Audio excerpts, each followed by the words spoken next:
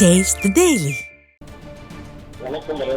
மக்களை காப்போம், தமிழகத்தை மீட்போம் புரட்சித்தனருடைய எழுச்சி பயணத்தில் திருவண்ணாமலை தெற்கு மாவட்டம் சங்கம் சட்டமன்ற தொகுதியில் காக்கன்கரை விநாயகர் கோவில் பகுதியில் திரண்டிருக்கக்கூடிய பல்லாயிரக்கணக்கான மக்கள் மத்தியில் அனைத்து இந்திய அண்ணா திராவிட முன்னேற்ற கழகத்துடைய பொதுச் செயலாளரும் சட்டமன்ற எதிர்க்கட்சி தலைவரும் முன்னாள் முதலமைச்சருமான புரட்சித் தலைவர் எடப்பாடி கே பழனிசாமி எழுச்சி உரை ஆற்றுவதற்காக மக்கள் வெள்ளத்தில் அவருடைய வாகனம் கலந்து வந்து கொண்டிருக்கிறது.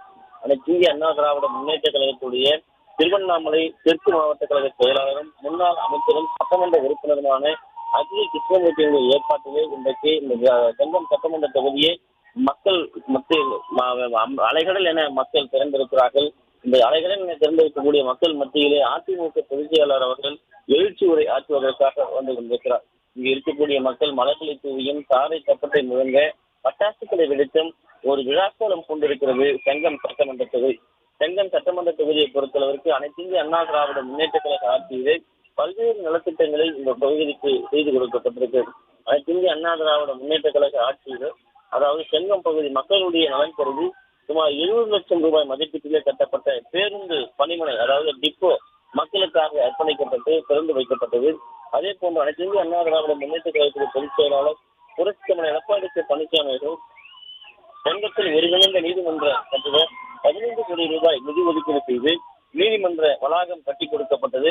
இந்த நீதிமன்ற வளாகம் இங்கு இருக்கக்கூடிய மக்களுடைய பிரச்சனை, அவர்கள் வழக்குகள், அது சார்ந்து இருக்கக்கூடிய அனைத்தையும் தீர்ப்பதற்கு மிக ஏதுவாக இருப்பது குறிப்பிடத்தக்கது. அதே போல் அனைத்து இந்திய அண்ணா திராவிட முன்னேற்ற கழகத்துடைய பொதுச் செயலாளர் செங்கம் மில்லத் நகரில் இருக்கக்கூடிய பள்ளிக்கு 2 கோடி ரூபாய் மதிப்பீட்டிலே கட்டி கொடுக்கப்பட்டது.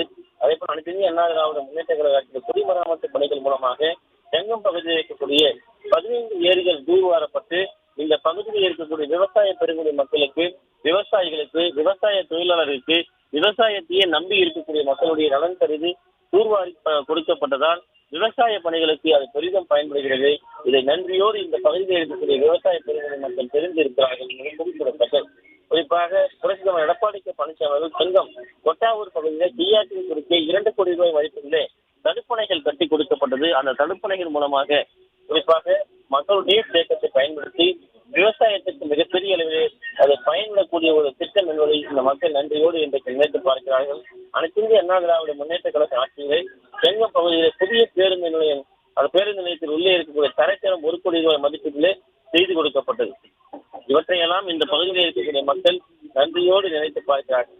அதே போன்று மேல் செங்கத்தில் மூடப்பட்ட மத்திய பண்ணையில் மீண்டும் திறக்கப்படும் என்கிற வாக்குறுதி அளித்த திமுக இன்று வரை செய்யவில்லை. தென்பெண்ணையாரும் செய்யாரும் இணைக்கப்படும் என்று கூறிவிட்டு 50 மாதங்களை கடந்துவிட்டது, இன்னும் இணைக்கப்படவில்லை. செங்கம் பகுதியிலே பூக்கள் விளைச்சல் அதிகமாக இருப்பதால் அது மகசூல் செய்யக்கூடிய விவசாயிகள் நலன் கருதி அதாவது சென்ட் ஃபேக்டரி அதாவது வாசனை திரவிய தொழிற்சாலை திறக்கப்படும் என்று கூறினார்கள். ஆனால் இதுவரை திமுக அரசு செய்து கொடுக்கப்படவில்லை என்றுதான் வேதனையுடைய உச்சமாக இருக்கிறது. திருவண்ணாமலையிலிருந்து செங்கம் வழியாக ஜோலார்பேட்டை வரை ரயில் பாதை அமைக்கப்படும் என்று கூறிய திமுக அரசு இதுவரை செய்து கொடுக்கவில்லை. அதே போன்ற செங்கத்திலே போக்குவரத்து நெரிசலை தவிர்ப்பதற்காக புறவழிச்சாலை அமைக்கப்படும் என்று கூறி அதனையும் செய்து கொடுக்கவில்லை. செங்கத்திலிருந்து ஜவ்வாது மலை வரை அரசு பேருந்து இயக்கப்படும் என்று கூறி 2.5 முறை ஏறக்குறைய செங்கத்திலிருந்து 2 முறை திமுக சட்டமன்ற உறுப்பினராக கூடிய மக்களுக்காக அளித்த வாக்குறுதி, தேர்தல் வாக்குறுதி எதையுமே செய்து கொடுக்கப்படவில்லை என்பதுதான் மிகப்பெரிய வேதனையாக இருக்கிறது. இந்த மக்களுடைய மீளா துயரமாக இருக்கிறது. அனைத்து இந்திய அண்ணா திராவிட முன்னேற்ற கழக ஆட்சியிலே செய்து கொடுக்கப்பட்ட ஒரு மகத்தான இயக்கம், மகத்தான பணிகள் அனைத்தையுமே இந்த மக்கள் நன்றியோடு உணர்ந்து பார்க்கிறார்கள். திமுக அரசு 100 நாள் வேலை திட்டத்தில் 150 நாளாக உயர்த்தி கொடுப்போம், கேஸ் விலையை 100 ரூபாய் குறைப்போம், டீசல் பெட்ரோலுக்கு 4-5 ரூபாய் குறைப்போம், இப்படி வெற்று வாக்குறுதிகளை அள்ளி வீசி வாக்குகளை பெற்று ஏமாற்றி விட்டது. ஏழை எளிய மக்களுக்கு மடிகணினி வழங்கவில்லை, தாலிக்கு தங்கம் வழங்கவில்லை. குறிப்பாக பெண்களுக்கு வழங்கப்பட்ட அந்த மானிய விலையில் வழங்கப்பட்ட ஸ்கூட்டருக்கு 25,000 ரூபாய் மானியம் தரவில்லை. ஒட்டுமொத்தமாக அம்மா குடிநீர் நிறுத்தப்பட்டது, அம்மா மருந்தகங்கள் நிறுத்தப்பட்டது, அம்மா மினி கிளினிக்கல் நிறுத்தப்பட்டது. இப்படி அரசியல் காழ்ப்புணர்ச்சியோடு திமுக அரசு செய்திருக்கக்கூடிய வேதனைகளை இந்த மக்கள் இன்றைக்கு உணர்ந்திருக்கிறார்கள். பல்லாயிரக்கணக்கான மக்கள் மத்தியிலே அனைத்து இந்திய அண்ணா திராவிட முன்னேற்ற கழகத்துடைய பொதுச் செயலாளர் புரட்சித் தலைவர் எடப்பாடி கே பழனிசாமி எழுச்சி உரை ஆற்றி வருகிறார். அந்த நேரலை காட்சிகளை தற்போது பார்க்கலாம்.